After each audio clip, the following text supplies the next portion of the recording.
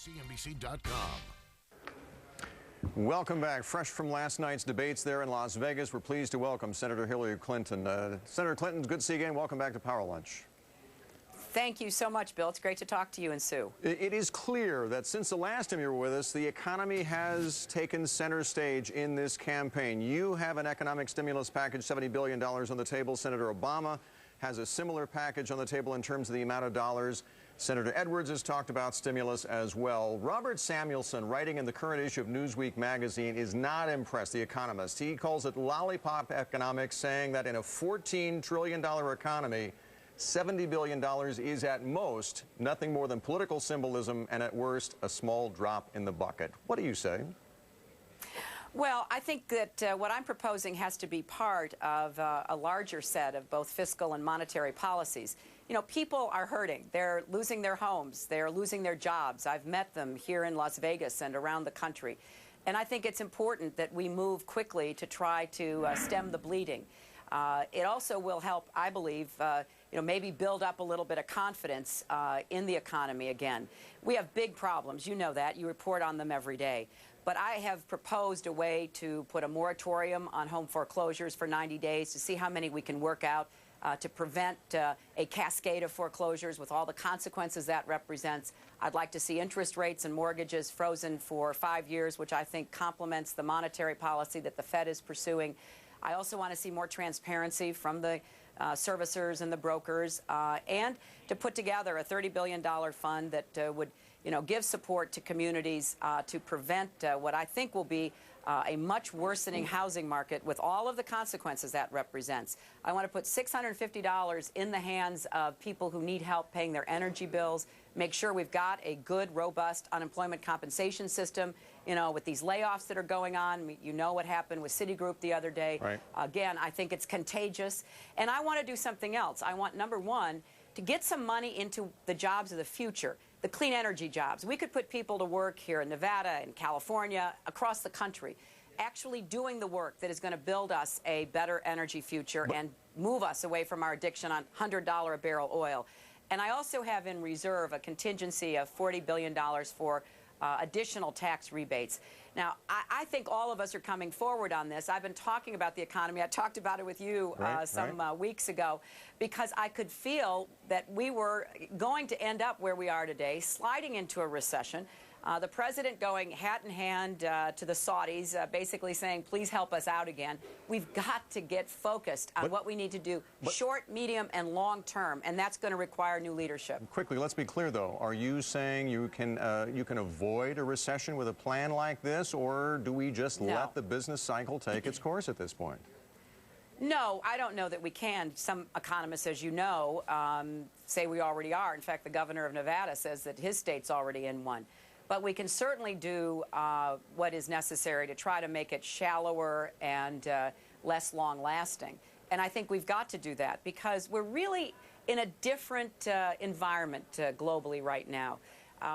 We know that we've got the huge spike in oil prices over the last several years. I mean, look at the spike in oil prices since George Bush became president.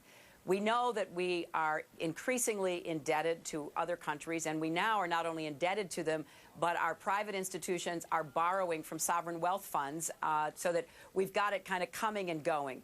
We don't have a sensible energy policy, and I think that's one of the biggest problems in the economy. Right. The fiscal stimulus that Bush pushed so hard in 2001 and beyond has gone primarily to people who are, going to weather this crisis because they are so wealthy and they are so much better off than the rest of us. So I think we need to say, look, we've got to take some short-term action right now. That's what a stimulus is for. Then we've got to do a much better job in getting back to fiscal responsibility. Let's make investments that will make us richer and safer and smarter and stronger, like in clean energy, for example. Then we've got to take stock of, the indebtedness, the $9 trillion debt, and the rest of what is happening now in the global economy that I believe can undermine our fiscal sovereignty, and I take that very seriously. Senator, you brought up the sovereign wealth funds, and I'm glad because it's something that obviously is a hot-button issue in Washington, and in a recent NBC News poll was one of the major concerns of voters. You have said in the past that you would like to see more transparency. How, though, if you were president, would you achieve that? Because if the shoe was on the other foot, a lot of people think that the United States would be very reluctant to open itself up to the type of scrutiny that's being suggested on these sovereign wealth funds. How would you do it? Well, Sue, we don't have the equivalent of sovereign wealth funds in the way that we're seeing them develop around the world. You know, we have a private market. Obviously, the government plays a role, but we have private players who make investment decisions based on profit returns, based on what they think are in the best interests of their investors. When you mix politics and government with these investment funds, that's where we run into the questions that are being raised. Would you suggest, would you be in favor of stronger caps on the amount of money that these sovereign wealth funds are allowed to put in, or the stakes that they are allowed to take in the likes of a Citigroup or perhaps a Merrill Lynch? Well, here's what I want to start with. I want this to be an international solution. I want to see the IMF and the World Bank get into this, along with governments like our own, because it's not only the United States. I mean, you know, the investments from the Sovereign Wealth Fund at this point in the United States are not going to disrupt our economy. That isn't the case in a lot of other countries where they could be much bigger players. But we need to get a hold of this now. We need to move toward transparency. If there are rules on investment caps or stock ownership or the rights and privileges that go with certain classes of stock, we need to start looking at that. Because I do believe that when you mix governments and huge capital flows, you can run into trouble. I mean, one of the reasons that I've raised this is, you know, we do have a lot of other business going on with other countries. And sometimes we are aligned and sometimes we are not. Sometimes our strategic national interests are not the same. So if government officials are basically calling the shots on investment and disinvestment, that puts a whole new factor into how the global economy needs to work. Senator Clinton, we've talked about possible fiscal stimulus for the economy. What about monetary stimulus? The Fed has cut rates. There are those who feel, though, that Ben Bernanke and company are behind the curve on trying to deal with the credit crunch and the slowing economy. What is your view? You've had close dealings with the Fed since you became a senator there in New York. What is your view of the job that Ben Bernanke is doing right now? And as president, would you reappoint him as Fed chairman?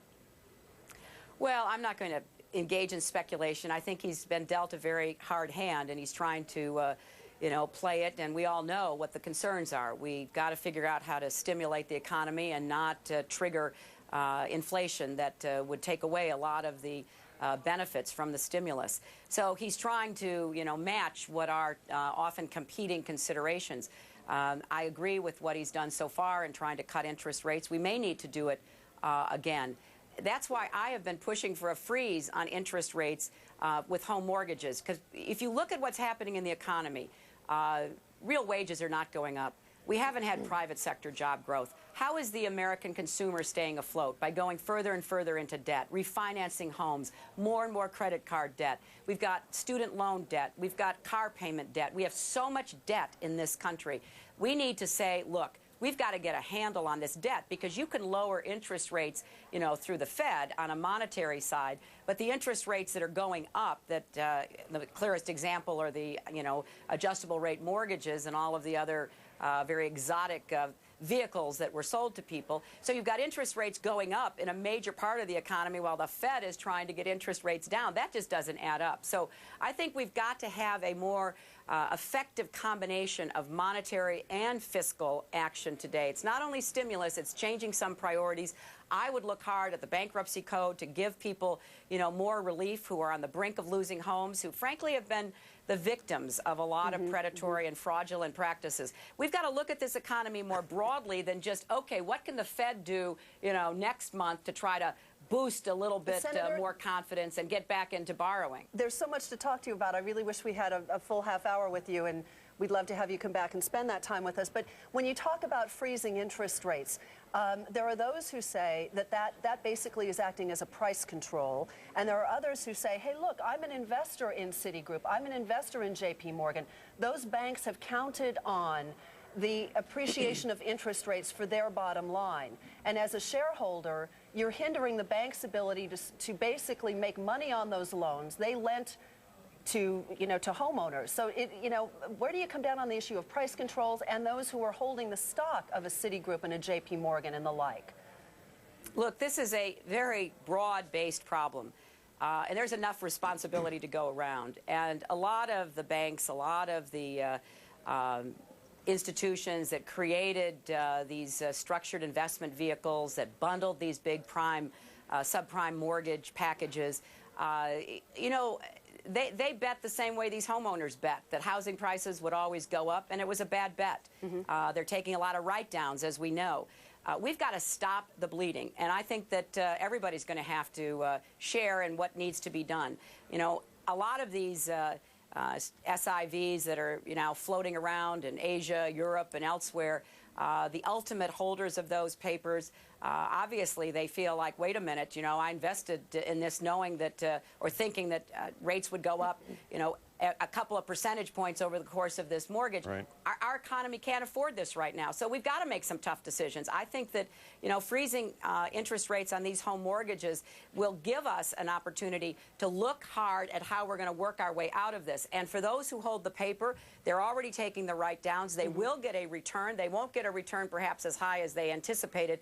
But if they foreclose on all of these homes, you know, millions of Americans out of their homes, a housing market that will go even softer than it is now. What are the results of that? And how will they ever get any kind of workout payoff on what they invested in? So I think we have to look at this more broadly. That's why I went to Wall Street on December 5th and said, you know, guys, you got to be part of the solution because, you know, you were part of the problem in what we have inherited. Well, do you think CEOs then of some of these large companies should walk away with compensation packages? No, I don't. And I'll tell you what. For Countrywide to give their CEO, who was one of the principal architects of this whole house of cards with these exotic subprime mortgage vehicles, I think is outrageous. $110 million for enticing people. I had a woman in Reno last week who told me she took her mortgage from Countrywide.